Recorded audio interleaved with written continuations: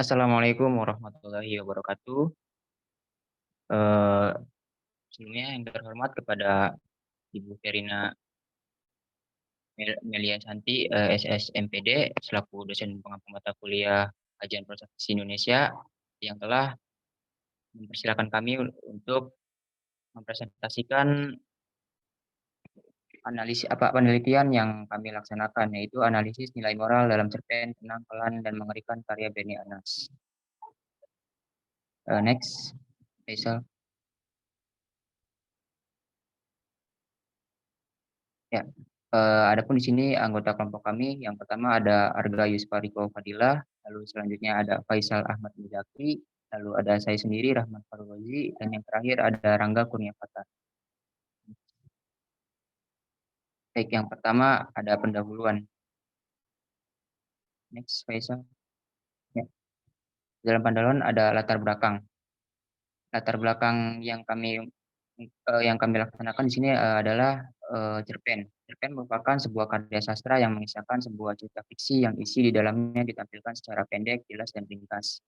Lalu ada tujuan. Tujuan dari penelitian ini merujuk pada sebuah tujuan politik, pendidikan, moral, agama, budaya, maupun yang lainnya. Selanjutnya ada perumusan masalah. Yang pertama ada bagaimana unsur-unsur intrinsik yang terdapat pada cerpen Tenang, Pelan, dan Mengerikan karya Benny Arnas. Dan yang kedua, masalah moral apa yang ada pada cerpen tersebut. Next, Faisal. Lalu ada pengarang dan karyanya. Nama Benny Arnas lahir pada 8 Mei 1983. Beliau lahir di Lubuk Linggau, Sumatera Selatan. Benny mengambil keputusan berani untuk menjadi penulis, sutradara teater, dan produser pertunjukan. Benny telah menulis 25 buku dari berbagai genre, yang ada novel, cerita pendek, puisi, esai, catatan perjalanan, dan juga naskah drama. Baik, untuk materi selanjutnya akan disampaikan oleh Saudara Rangga. Kepadanya saya persilakan. Baik, terima kasih Profesor. Selanjutnya adalah tinjauan pustaka. Dalam mengkaji karya sastra, tentu perlu dilakukannya sebuah cara pandang yang dilakukan melalui sebuah pendekatan. Menurut M.H. Abrams 1981, terdapat 4 macam pendekatan pada kajian sastra, yaitu pendekatan pragmatik, pendekatan mimetik, pendekatan ekspresif, dan pendekatan objektif. Pada penelitian ini, kami menggunakan salah satu pendekatan dari keempat pendekatan menurut M.H. Abrams, yaitu pendekatan pragmatik. Adapun pendekatan pragmatik menurut Abrams adalah menekankan pada tujuan seniman dan karakter yang sifat dasarnya untuk memenuhi kebutuhan dan kesenangan bagi penikmatnya. Jadi dapat kami katakan sebuah karya sastra di sini khususnya cerpen haruslah memiliki tingkat kenikmatan pada pembacanya. Sastra dan pembaca saling berkaitan dan melalui karya sastra inilah pembaca mendapatkan transformasi nilai-nilai yang bermanfaat. Selanjutnya adalah unsur intrinsik menurut Burhan Nurgiantoro. Yang pertama ada tema, yang kedua plot, yang ketiga tokoh dan penokohan, yang keempat latar, yang kelima sudut pandang, yang keenam bahasa, dan yang kedelapan moral. Selanjutnya adalah subjek penelitian. Subjek penelitian dalam penelitian ini adalah cerpen pada laman website basabasi.co yang terbit pada tahun 2022. Cerpen tersebut ialah Tenang, Pelan, dan Mengerikan. Objek penelitian ini adalah untuk mendeskripsikan unsur-unsur intrinsik dan menganalisis masalah sosial pada cerpen Tenang, Pelan, dan Mengerikan karya Benny Arnas. Baik, saya kembalikan kepada moderator. Baik, terima kasih kepada Saudara Rangga. Materi selanjutnya akan disampaikan oleh Saudara Faisal. Kepadanya saya persilakan.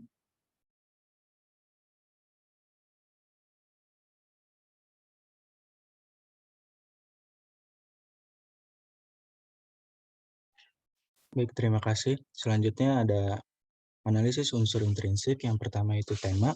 Tema dalam cerpen tenang, pelan, dan mengerikan adalah kesedihan. Kesedihan dialami oleh semua tokoh yang hadir dan terlibat. Mulai dari konflik awal hingga klimaks, melukiskan kesedihan dominan dalam cerpen tersebut. Selanjutnya yang kedua ada plot. Plot atau alur cerita dalam cerpen tenang, pelan, dan mengerikan karya Bernie Arnas adalah alur campuran. Alur cerita dimulai flashback menceritakan sebab awal cerita terjadi, lalu seiring jalannya cerita terus menceritakan jalan cerita maju. Selanjutnya ada tokoh dan penokohan. Tokoh dalam cerpen tersebut ada 4, yaitu Res, Ibu, Bibi Malika, dan ketiga kakaknya. Penokohan pada tokoh Res memiliki sifat tanggung jawab dan penyayang. Hal tersebut karena ia tak tega dengan kondisi ibunya yang sudah tua renta dan mengidap penyakit batuk empedu yang kerap sakit atau kambuh. Namun, pada akhir cerita disebutkan bahwa ia tidak bertanggung jawab karena meninggalkan ibunya dan menggantungkan pada orang lain. Selanjutnya ada tokoh ibu. Ibu di sini memiliki sifat tabah. Tabah dalam menjalani hidup dan menerima keadaan yang terjadi pada dirinya. Lalu selanjutnya ada Bibi Malika. Bibi Malika memiliki sifat tegas dan penuh perhatian. Digambarkan pada cerpen, pada cerita, ia menegur dan menasihati Res karena ketidakpekaannya pada ibunya sendiri. Selanjutnya ada ketiga kakaknya. Ketiga kakaknya memiliki sifat yang egois. Egois di sini adalah tidak mementingkan untuk merawat ibunya yang sudah tua dan sakit, malah mengesampingkan kewajiban mereka sebagai anak untuk berbakti pada orang tua. Selanjutnya ada latar. Latar di sini ada latar tempat, yaitu latar tempat ada rumah sakit, rumah makan, dan rumah. Lalu ada latar waktu. Di sini ada malam, pagi, 10 tahun yang lalu, sebulan yang lalu. Lalu selanjutnya ada latar sosial. Selanjutnya ada sudut pandang. Sudut pandang atau point of view yang digunakan dalam cerpen ini adalah sudut pandang persona pertama aku. Dalam cerpen ini menceritakan pandangan dari salah satu orang dengan menggunakan kata ganti orang pertama, yaitu aku. Lalu ada bahasa. Bahasa yang digunakan oleh penulis menggunakan cukup banyak variasi bahasa. Banyak menggunakan kata kiasan yang sukar dipahami oleh pembaca awam dan harus membaca secara intensif dan berkali-kali untuk memahami arti dari cerita tersebut. Gaya bahasa dalam cerpen ini menggunakan majas metafora, sarkasme, dan asosiasi. Selanjutnya ada moral. Pesan moral yang diambil dalam cerpen ini adalah untuk tidak menelantarkan orang tua yang sudah mengurus dan mengasihi kita sewaktu kecil.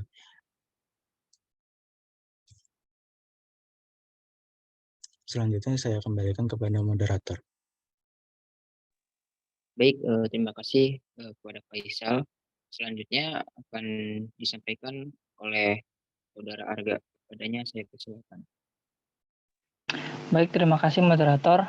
Nah, selanjutnya ada analisis dan pembahasan nilai moral dalam cerpen Tenang, Pelan, dan Mengerikan.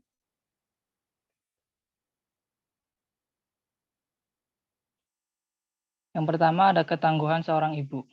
Sosok ibu yang digambarkan dalam cerpen Tenang, Pelan, dan Mengerikan memiliki sifat yang tangguh. Ia menceraikan suaminya karena diam-diam mempunyai istri lain. Bahkan dia menahan rasa sakit yang diderita. Akibatnya, ia dibawa ke rumah sakit.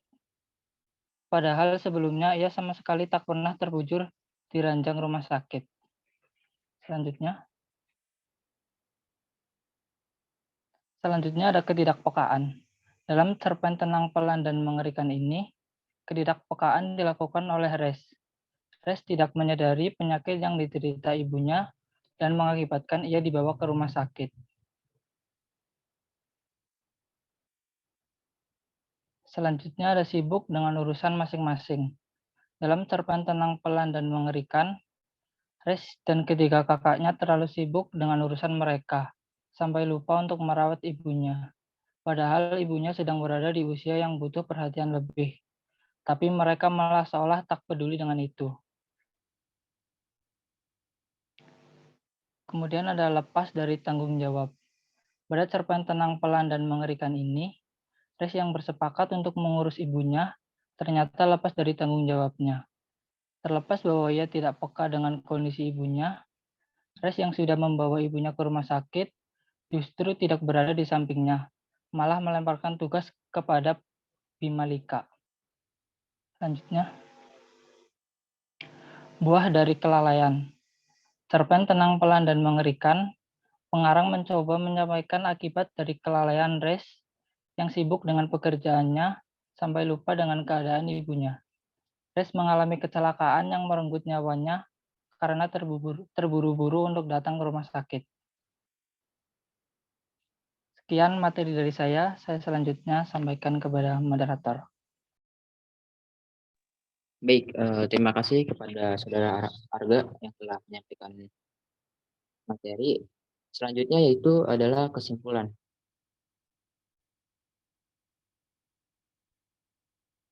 Dalam hal ini, kesimpulan yang bisa kami sampaikan adalah cerpen merupakan sebuah karya sastra yang mengisahkan sebuah cerita fiksi yang isi di dalamnya ditampilkan secara pendek, jelas, dan ringkas. Dalam cerpen yang berjudul Tenang, Pelan, dan Mengerikan karya Benny Arnas, mengisahkan tentang seorang anak laki-laki bernama Res, hidup bersama ibunya dan Bimalika. Ibunya yang sudah tua, rentah hidup dengan Res lantaran ketiga kakaknya yang bekerja sebagai politisi, pengusaha, dan sutradara tidak mau mengurus ibunya karena dianggap merepotkan dengan kesibukan mereka masing-masing. Dengan alasan tersebut, ketiga kakaknya ingin mengirim ibunya ke panti jompo, namun Res menolak. Akhirnya ia yang mengurus ibunya. Dengan menggunakan pendekatan pragmatik, cerpen ini dianalisis unsur intrinsiknya dan nilai moralnya yang tergandung di dalamnya. Pada nilai moral, memperlihatkan keteguhan seorang ibu, ketidakpekaan seorang anak pada ibunya, anaknya sibuk dengan urusan masing-masing, lepas dari tanggung jawab untuk mengurus ibu, dan buah kelalaian yang disebabkan oleh orang. Ya, mungkin itu saja yang bisa kami sampaikan. Kurang lebihnya mohon maaf. Wassalamualaikum warahmatullahi wabarakatuh. Terima kasih.